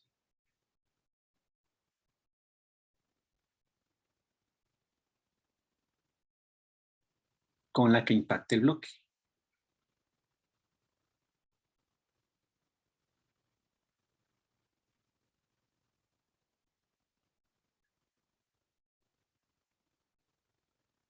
En el ensayo B,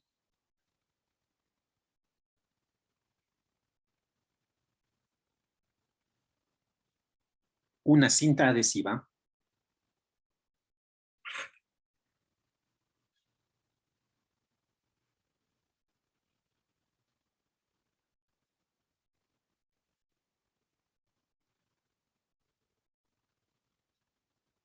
hace que la bola se fije en el bloque.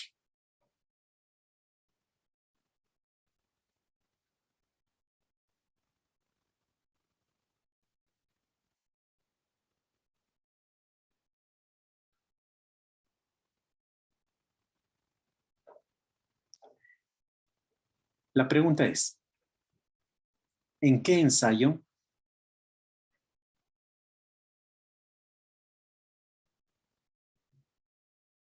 es más probable que la bola derribe al bloque?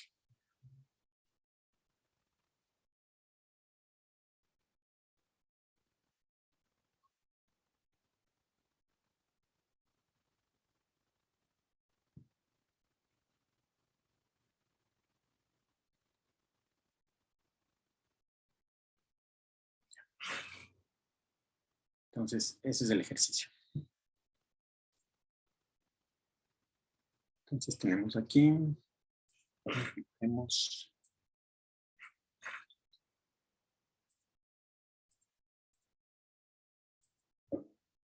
dibujamos la Tierra.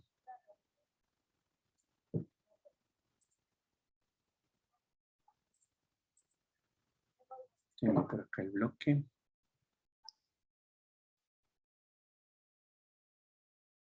¿Ven?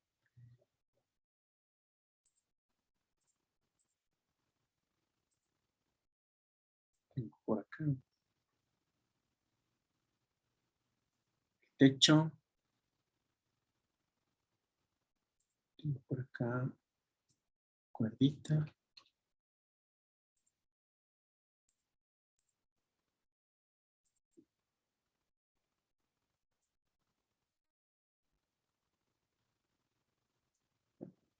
Y aquí está la masa M.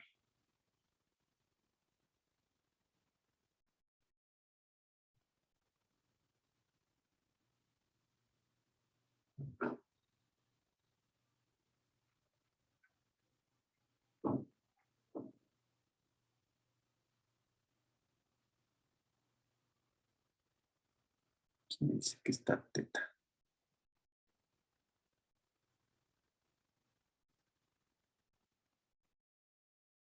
¿Ya? Bien. Entonces ahí tenemos. Entonces el bloque que está de color rojo está parado en el piso. Tengo en cambio en el techo, con una cuerdita, está suspendida esa masa M. Entonces nos dicen que la masa M se le lleva hacia atrás hasta ese ángulo teta. Y desde la posición que tenemos ahí en la pantalla, desde ahí se le suelta. Entonces en el ensayo A nos dice que esta masa impacta el bloque y rebota. Y rebota con la misma velocidad con la que le impacta. Y en el ensayo B nos dice que hay una cinta adhesiva de tal manera que el choque es seco. Llega a la masa y se queda pegada al bloque. Nos dice en cuál de los dos casos, en el caso en que rebota o en el caso en que se queda pegado, será más probable que se derribe el bloque. ¿Sí?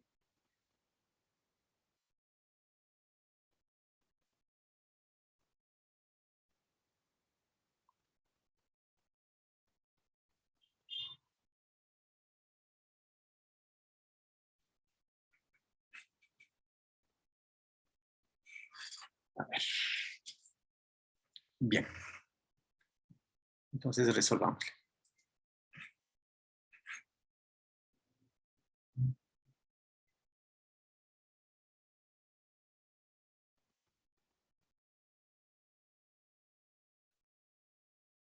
Entonces la velocidad inicial.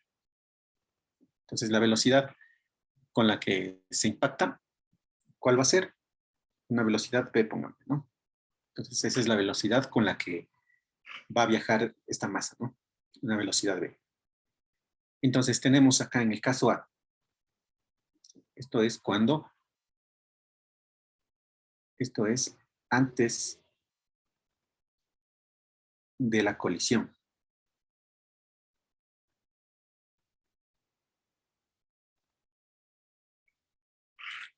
Entonces antes de la colisión yo tengo que, esa masa tiene una velocidad v. Entonces veamos acá en el caso A. En el caso A, voy a necesitar una velocidad final, ¿no? Entonces, la velocidad final va a ser igual a v mismo, porque nos dice que rebota con la misma velocidad. Y en el caso B, nosotros vamos a tener que esta velocidad final va a ser igual a 0.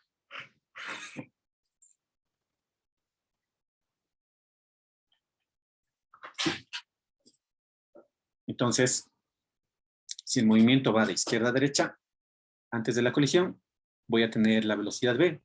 En el caso A, esta velocidad va a ser una velocidad con signo negativo, ¿cierto?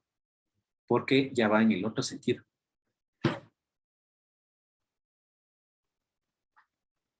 Y en el caso B, va a ser 0. Entonces, este problema le podemos resolver brevemente con la cantidad de movimiento. Entonces, aquí tengo, ¿no? En el caso A,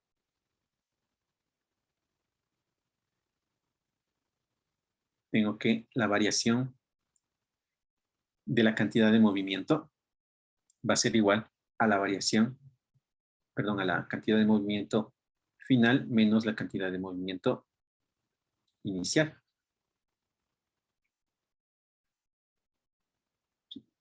Entonces, ¿cuál sería esa variación de la cantidad de movimiento? Sería masa por velocidad. Entonces, yo aquí tengo la masa m por la velocidad final en el caso A. ¿Cuál es? Menos v.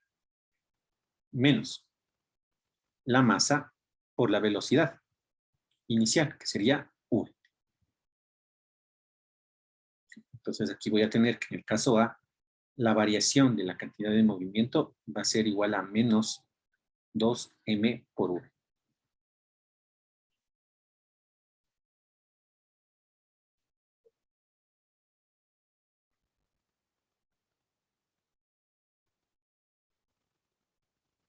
¿Sí? Y veamos qué es lo que pasa en el caso B. En el caso B, yo tengo la variación de cantidad de movimiento va a ser igual a la cantidad de movimiento final menos la cantidad de movimiento inicial. Entonces aquí tengo masa por la velocidad final, que es 0, menos la masa por la velocidad inicial, que es w. La variación de la cantidad de movimiento va a ser entonces menos masa por v.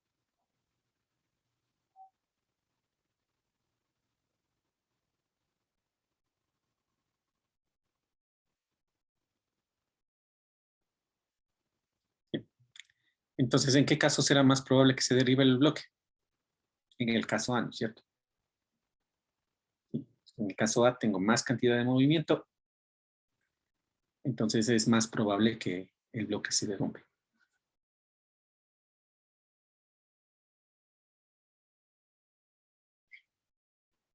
Entonces, aquí sería.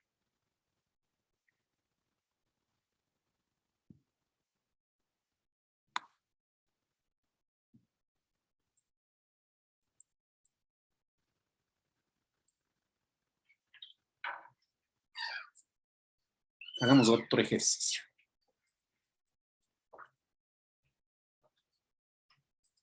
A ver, hagamos uno de impulso. Ejercicio 4.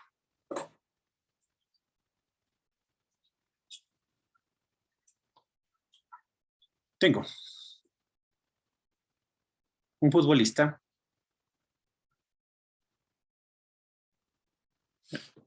de 1.9 metros de altura,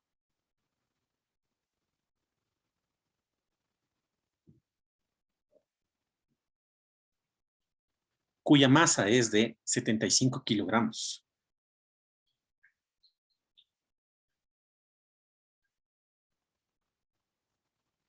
M igual a 75 kilogramos.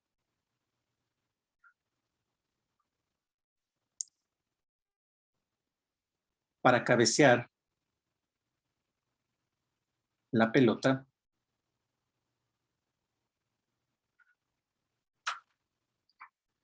se impulsa verticalmente sobre el piso horizontal.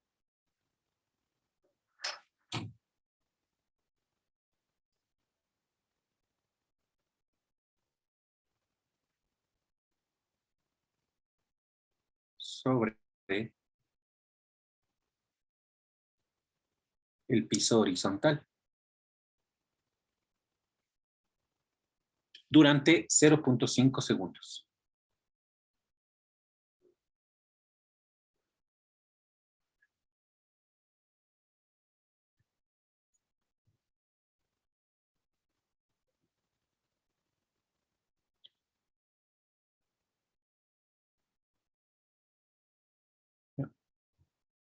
Entonces nos dice que no se despega del piso.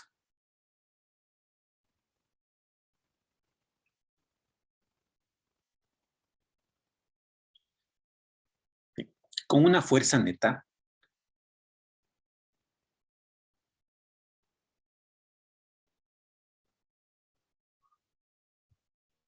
F igual a 1100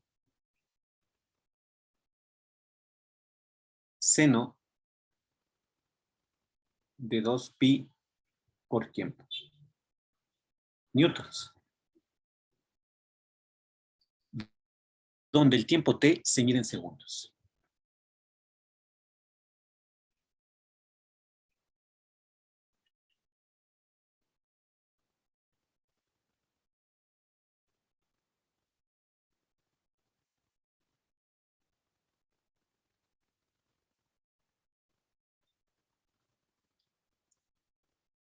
Y los argumentos trigonométricos se expresan en radianes.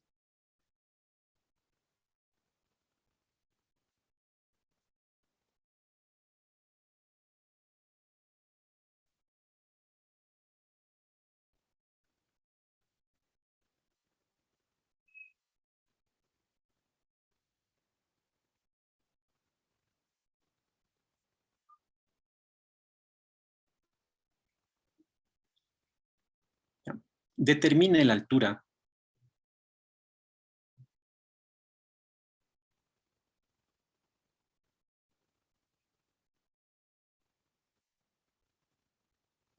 a la que intercepta el balón.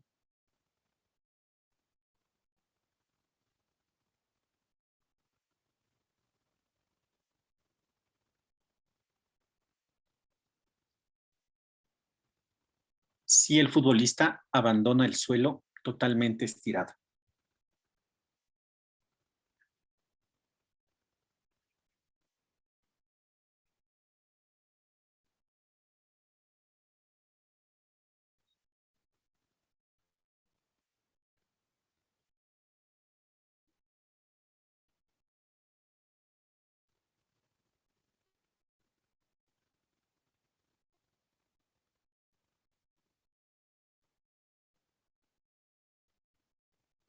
Considere el tiempo inicial t igual a 0.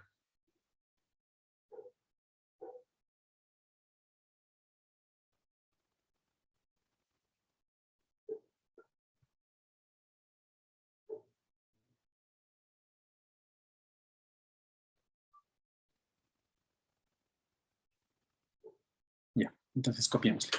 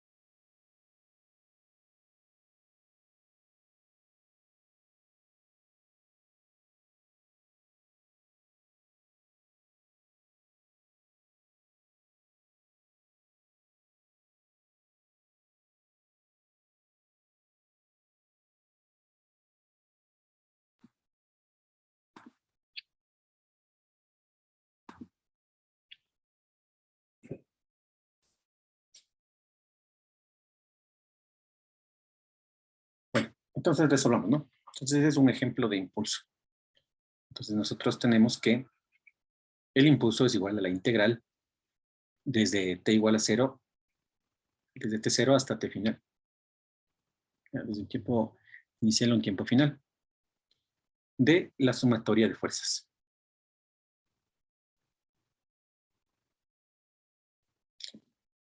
Y esto es igual a la variación de la cantidad de movimiento. Entonces, la masa por la velocidad final menos masa por la velocidad inicial. ¿Ya? La velocidad inicial nos dicen que es 0, ¿no? Porque parte del piso.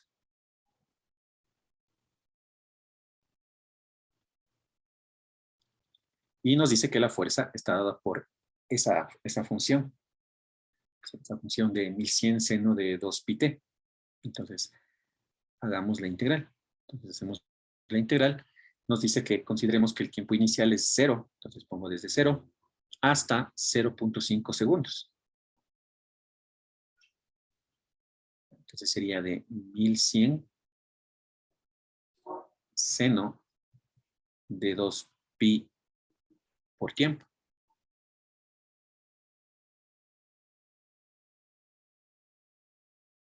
¿Sí?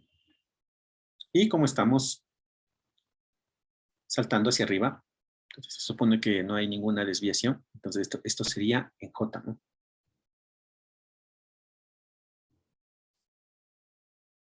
Diferencial de tiempo. Y esto va a ser igual. Como la velocidad inicial es 0, entonces este término se simplifica. Y voy a tener únicamente masa por la velocidad final.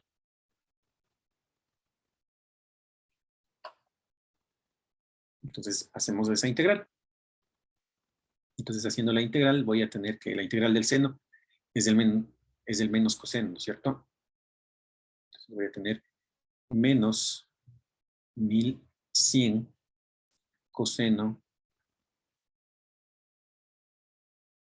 de 2 pi t. Y aquí voy a tener el argumento, ¿no? 2 pi.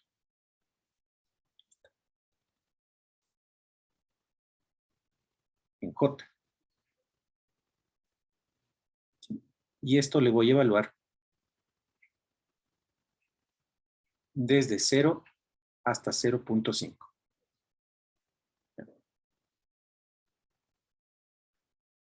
La masa del jugador yo sí le conozco, que es de 75 kilogramos. Entonces puedo ponerle aquí 75 veces la velocidad final.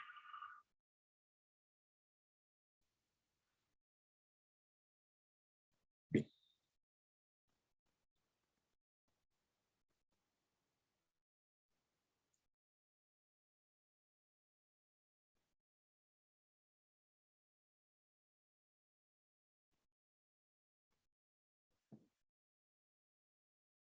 Entonces aquí tendría, ¿no? Menos 1100 sobre 2 pi coseno de 2 por pi por 0.5, ¿no? Que es un medio. Entonces aquí nos quedaría solo pi. Menos por menos, me quedaría menos, me quedaría más, ¿no? Sobre 2 pi coseno de 0 en J. Y esto igual a 75 velocidad final.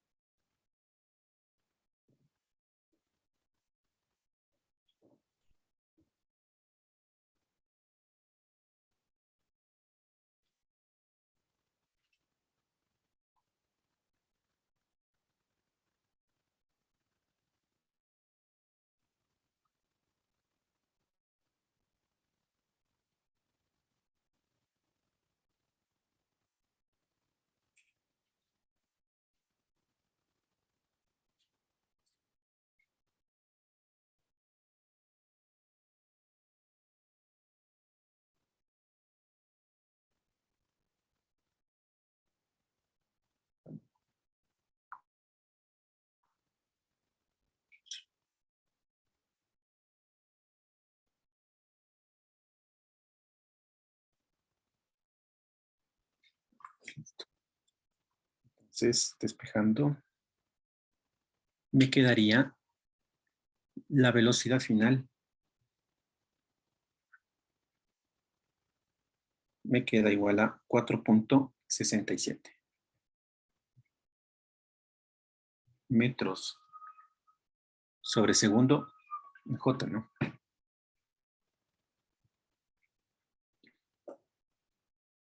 Entonces, despejando me queda eso.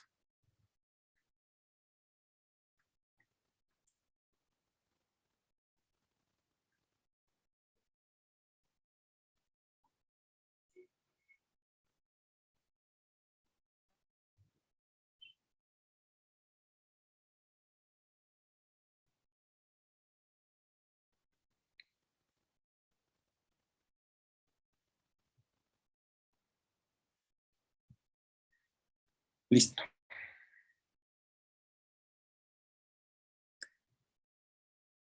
Entonces, tengo la velocidad final.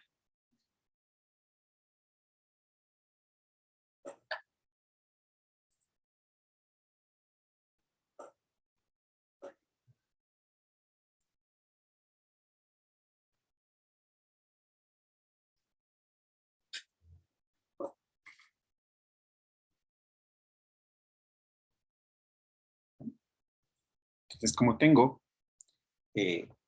verticalmente tengo un movimiento acelerado, entonces puedo utilizar las ecuaciones del movimiento rectilíneo uniformemente variado. Entonces, de ahí nosotros tenemos que esta distancia va a ser igual a la velocidad al cuadrado sobre 2 veces la gravedad. Entonces, nosotros, esta velocidad que tenemos va a ser nuestra velocidad final, que va a ser 4.67 al cuadrado dividido para 2 veces la gravedad. Y con eso tenemos que la distancia que se eleva es 1.11 metros, ¿no? Sí, entonces, esa es la distancia. Esa es la distancia que se eleva. Sí, que es perfectamente alcanzable, ¿no?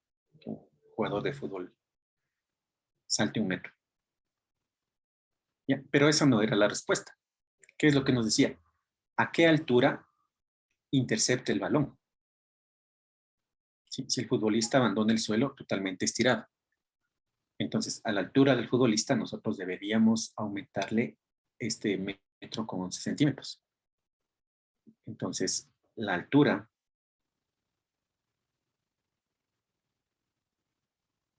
a la que intercepta el balón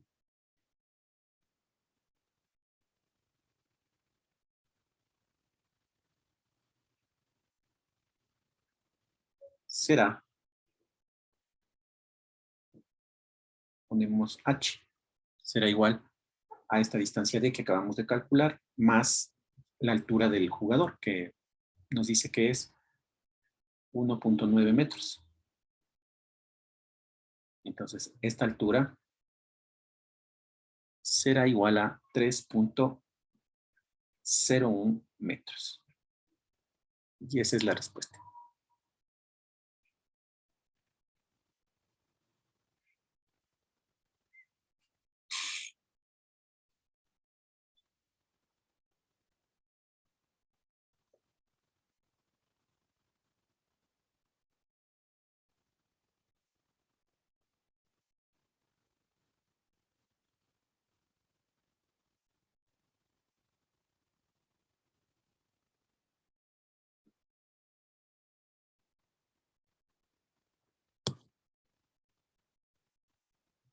Bien.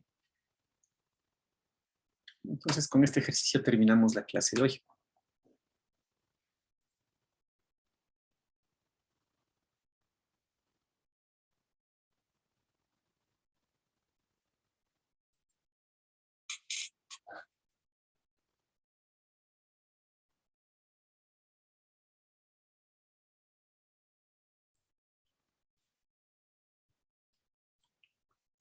Que tengan una buena tarde, Inge.